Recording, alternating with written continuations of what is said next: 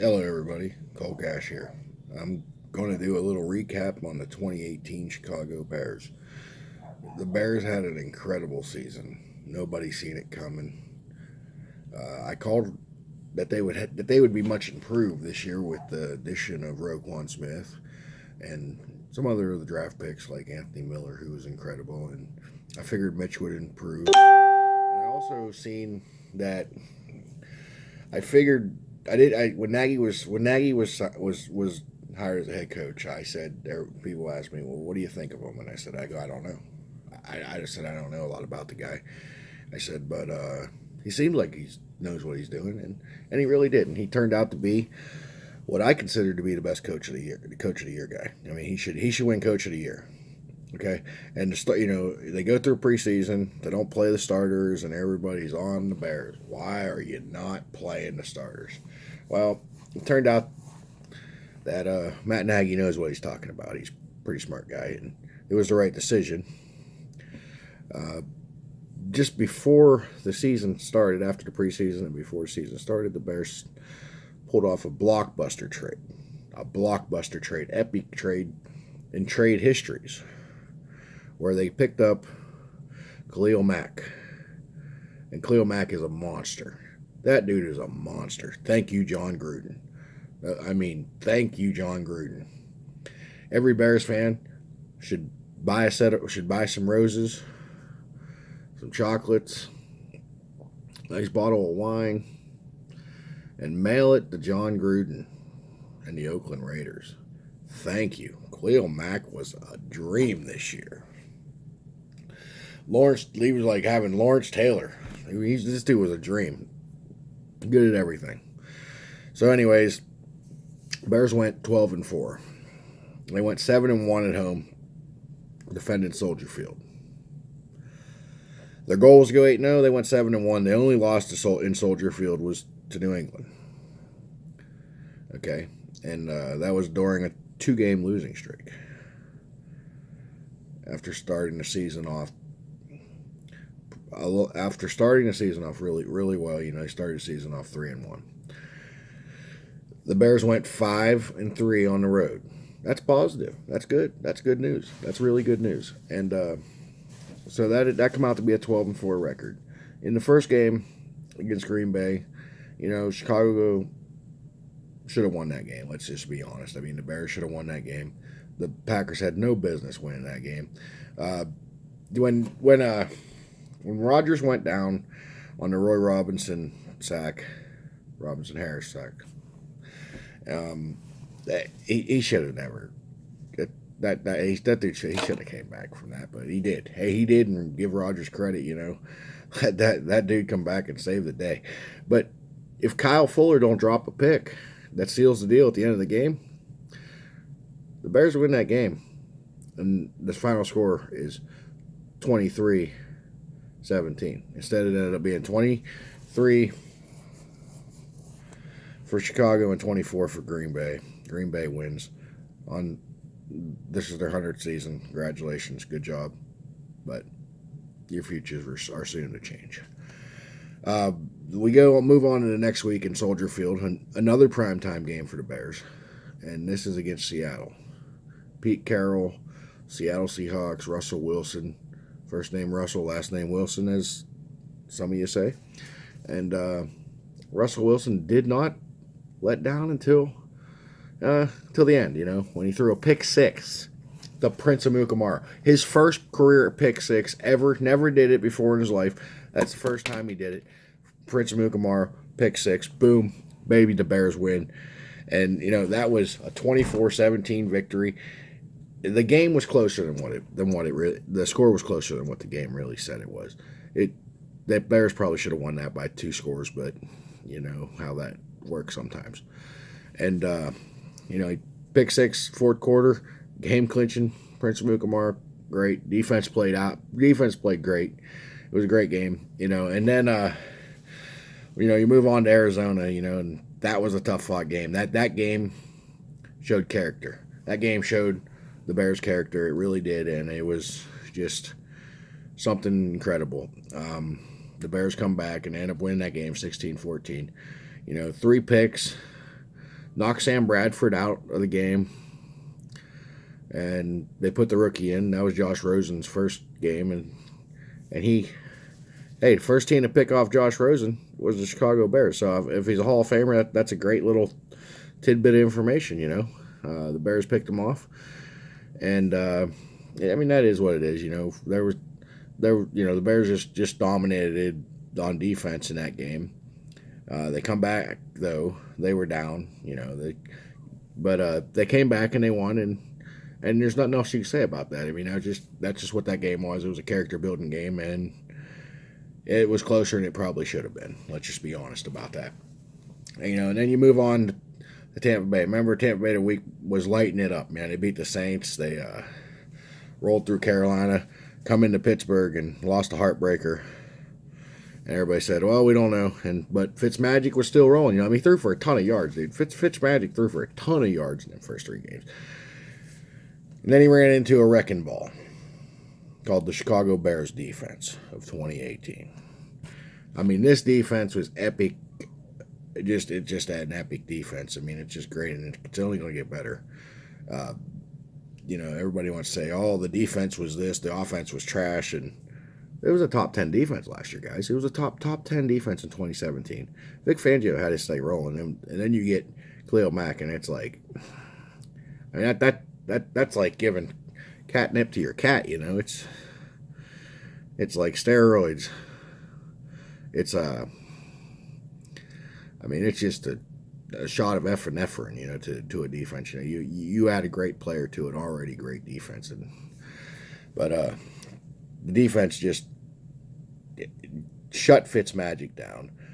They put Jameis Winston in at halftime, and that didn't matter. Trubisky had a career day, 354 yards, 6 touchdowns, one away from the record. So, hell of a day, and then the Bears go on to a bye week, and then when they come off the bye week, they get the Miami Dolphins. That game goes to overtime. Cody Parkey misses a 53-yard field goal wide right. Well, then the Dolphins go down and capitalize on that. But the thing that was incredible about that was the Dolphins won the coin toss, drove down to the 1 yard line, and fumbled the ball. Great play by Akeem Hicks, just to get it out of there. And it is what it is. But they won that game, and that gave the Bears their second loss. But they were still above 500. You're still 3 wins, 2 losses. You're doing okay. That was a road game. Coming off a bye, it was hot in Miami. No excuses, but that's what it was. Then you got New England. Patriots come to town. And now this game here was interesting to me. Bears lost it by 1 yard. They were 1 yard from tying on a Hail Mary at the end of the game to Kevin White, West Virginia. That was actually the first pick by who should be executive of the year, Ryan Pace. I mean, that just... Dude, there's nobody else that should be executive of the year. That's your executive of the year, and if he ain't, then that's trash. And I'm telling you right now, your coach of the year. I heard Frank. I heard about Frank Wright, and I heard other people say this and that, and that's Matt Nagy. They should win executive of the year and coach of the year. But anyways, back to the recap. I mean, that technically was relevant, but so we're on the New England game, and here's some numbers from Trubisky. Let me read these numbers to you. Trubisky's numbers: 333 passing yards, 26 of 50. You threw the ball way too many times, Chicago. You just did. I mean, what are you doing? Why are you throwing the ball that many times? 2 touchdowns, 2 picks. That's just too many times. And then Brady's numbers is he's 25 of 36. That's good numbers. 25 of 36, 277, 3 touchdowns, 1 pick. You're not getting out of that. You're not getting away from this defense without getting unscathed. It's not going to happen. New England threw 36 passes. They ran the ball 27 times for 108 yards. Hey, good. That's a good number. No touchdowns. The Bears defense allowed 0 touchdowns to the running game. Not happening. You're not getting any, New England. You don't deserve them. You ain't getting them. Just how it works. Chicago ran the ball 25 times. Chicago ran the ball 25 times at 134 yards and 2 touchdowns. That's pretty good. Chicago had 75 plays in that game. Chicago won the play differential by 12 because New England only had 63. So, and they were 1 yard from tying the game going to overtime, and I believe if they went to overtime, I believe the Bears would have won that game because they'd finally figured out how to stop Brady. I mean, there was also a block punt in that game, and special teams, you've got to get better. You know, the Bears don't have a great special teams, but they have a great special teams coach. Their special teams isn't that great. You know, outside of Treat Cohen, they got good coverage, but they just don't have that great of a special teams. Let's just be honest about it, guys. You know, so the Bears lose 2 games in a row. That's hard to do, hard to deal with. You know, but then they move on, and you get back-to-back beatdowns to the Jets and Bills, and that's just what they were. They were back-to-back beatdowns. There's no point in going into them. Just trash the Jets and then trash the Bills back-to-back weeks. It just is what it is. So now, you know, so that brings the Bears record. Okay. You know, they have 3 losses and 5 wins. You know, so you're 5-3, which ended up being their road record. The road record. The Bears ended up being 5-3 on the road. So, you know, hey, that's a much improvement. Now you're going to get in. Now we get into this real tight part of the schedule. You know, the Bears had played 3 divisional games in 12 days. The Lions, Vikings, Lions. And, you know, they won all 3 of them. That's a 5-game winning streak for the Bears. 5-game winning streak. That was their best. That would be their best. That would end up being their best winning streak of the season going into the playoffs. Now, I believe they're going to match that and beat it in the playoffs. But we're not doing a playoff thing here. We're doing a recap of the regular season. And that's what we're doing. And I'll come back later and I'll do a recap of the playoffs, and we'll go through that too. So anyway, so that's a 5-game win streak there.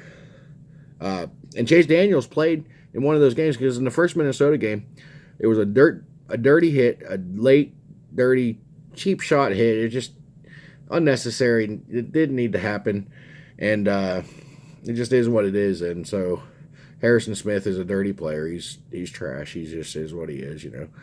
And he's a dirtbag piece of crap, and just all there is to it, you know. So anyways, but Mitch missed 2 games for that. He'd end up missing the Lions game, which was okay. I guess we didn't need him because we beat down the Lions again. Matt Patricia got the whooping for it, you know. And then come back play the G-men, you know, the Giants, and I'm telling you what, the Bears almost made a comeback, and they had their backup quarterback in, so there was no Trubisky that week either. That was another week, no Trubisky. That was the second game he missed, and you know, then you know, they almost come back and won. You know, they were down going into the fourth quarter, 24-14. It was they were down 10 points, and the Giants had the ball to start the quarter, and the Bears come back and they almost won that game. They almost won that game in New York. They almost made a great comeback and pushed it to overtime. Got an onside kick to get it to overtime, and then the defense let Saquon Barkley get a couple big runs in there, and they kicked the extra point. But the another part about that game was at halftime, you know, they threw a pass and got it, and Rojas, their kicker, you know, made a huge field goal that changed momentum in the game, and that made a big difference.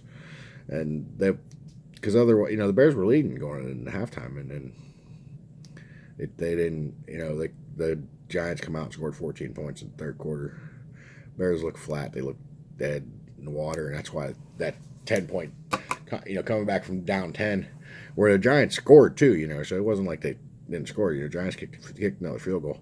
But anyways, we'll move on to the next game because that was a loss, and there wasn't many of them. There wasn't many of them for the 2018 Bears. That's all I can say about that. They played the Rams. Now, Todd Gurley, everybody's talking MVP, Aaron Donald MVP. Aaron Donald didn't do nothing. No sacks. Nothing. Aaron Donald didn't do nothing. Shut down by the rookie James Daniels. Great pick.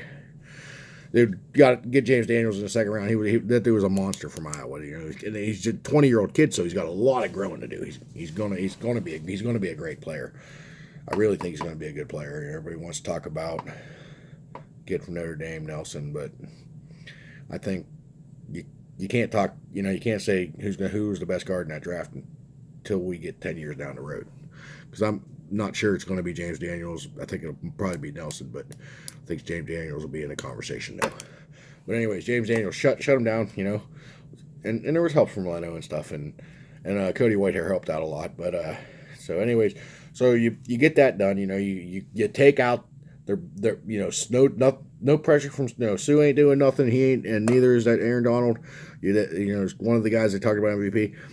You hold the defense played incredible, lights out.